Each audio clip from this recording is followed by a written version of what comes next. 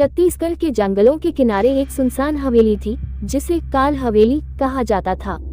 गांव वाले कहते थे कि यह हवेली एक बार किसी राजा की थी, लेकिन वहां ऐसी भयावह घटना घटी कि राजा का पूरा परिवार रातों रात खत्म हो गया। तब से यह हवेली वीरान और श्रापित हो गई।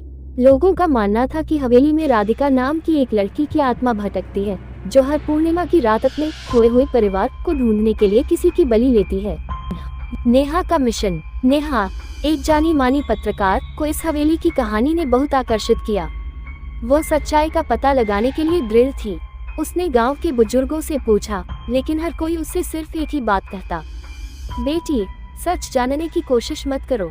हवेली में जाने का मतलब है मौत को बुलाना। नेहा ने इन बातों को अंधविश्वास समझा। उसने एक रात हवेली में जाकर सारी घटनाओं को रिकॉर्ड करने की योजना बनाई, लेकिन उसे नहीं पता था कि वह सिर्फ एक रिपोर्टिंग के लिए नहीं, बल्कि अपनी जिंदगी के सबसे डरावने अनुभव के लिए जा रही थी। चिन्ह। हवेली में प्रवेश। हवेली में कदम रखते ही नेहा को ऐसा लगा जैसे किसी ने उसकी गर्दन पर ठंडी सांस छोड़ी हो। हर कोना जैसे कह रहा हो कि वह यहाँ से चली जाए। लेकिन नेहा ने अपने डर को नजरअंदाज किया।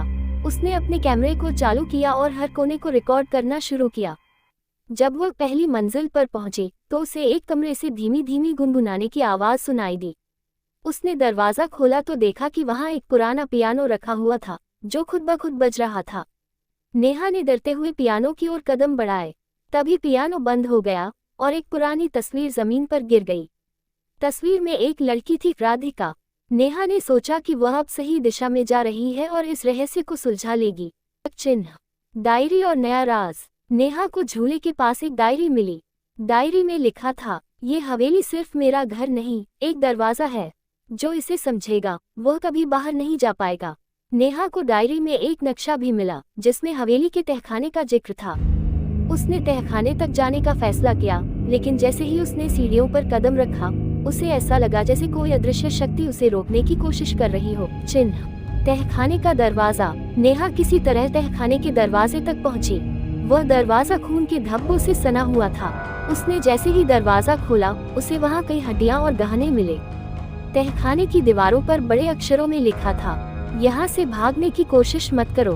तभी उसे वहां से किसी बच्चे के रोने की आवाज सुनाई दी। उसने देखा कि एक कोने में राधिका की परछाई बैठी थी, लेकिन ये परछाई धीरे धीरे बदलकर एक बुजुर्ग महिला की बन गई। वह महिला नेहा से बोली, तुम यहाँ आई क्यों? तुम्हें पता नहीं कि यह हवेली तुम्हारी आत्मा को निगल लेगी। चिन्ह। राज का नया खुलासा। नेहा ने हिम्मत करके उस परछाई से पूछा, तुम कौन हो? परछाई हंसने लगी और कहा, मैं सिर्फ राधिका नहीं हूँ। ये हवेली सिर्फ एक आत्मा का घर नहीं है, ये हर उस आत्मा का दरवाजा है जो कभी यहाँ आए और वापस नहीं जा पाए। अब तुम भी इसका हिस्सा बनोगी। नेहा को एहसास हुआ कि राधिका केवल हवेली की एक बंधक आत्मा थी। असली राक्षस वह हवेली खुद थी। हवेली एक जिंदा इकाई थी जो हर आत्मा को निगल जाती थी और उसे कभी आजाद नहीं करती थी। असली ट्विस्ट। नेहा ने भागने की कोशिश की, लेकिन तहखाने का दरवाजा बंद हो गया। तभी उसे महसूस हुआ कि उसके चारों ओर दीवारें खिसक रही हैं, जैसे उसे निगलने के लिए आगे बढ़ रही हों। वह चिल्लाए, मुझे जाने दो, मैं तुम्हारा कुछ नहीं बिगड़ूंगी। तभी राधिका की आत्मा फिर से प्रकट हुई और बोली, अगर तुम मेरी मदद करोगी तो मैं तुम्हें बाहर निकलने का रास्ता दिखा सकती हूँ। नेहा ने डरते हुए पूछा, तुम्हारी मदद कैसे कर सकती हूँ?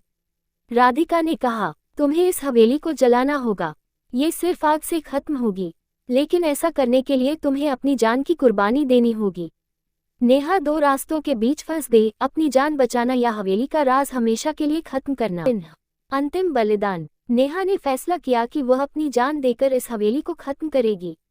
उसने हवेली में रखे पुराने दीपक से आग लगाई। हवेली में आग फैलने लगी। तभी हवेली की आत्माएं चिल्लाने लगी। नेहा को ऐसा लगा जैसे सैकड़ों लोग उसे अपनी ओर खींच रहे हों।